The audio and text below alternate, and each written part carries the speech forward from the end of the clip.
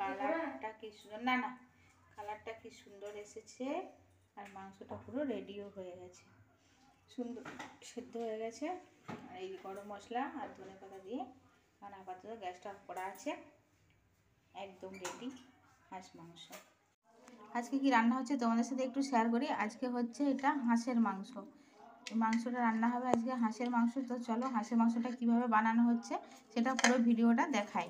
আছে রসুন পেঁয়াজ বাটা, এটাতে আছে আদা বাটা, আচ্ছা এখানে মশলাটা পেস্ট করে রেডি করা আছে, টমেটো ধনেপাতা কাঁচা, এটা আছে কাঁচা লঙ্কা বাটা, আর এটা আছে গরম মশলার গুঁড়োটা রেডি করা আছে, এটা ভাজা মশলা।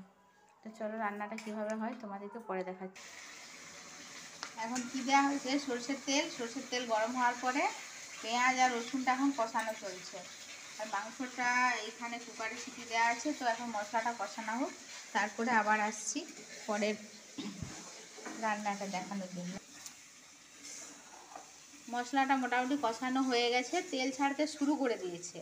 আর শীতকাল তো হাঁসের মাংসটা খুব প্রিয়, তো এবারে মাংসটা এর মধ্যে যাবে। এখন এতে সব কিছু মশলা একসাথে পেস্ট করে কষানো হয়েছে।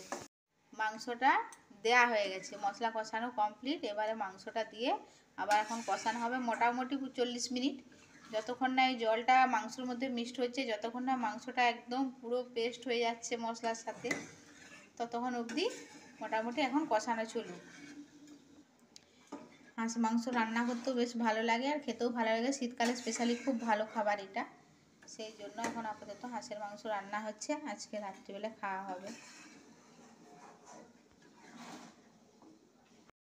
কি স্বাদ, কষা হচ্ছে এখন হাঁস মাংস, এক কড়াই ভর্তি, দেখো একবারে এক কড়াই ভর্তি হাঁস মাংস কষানো চলছে,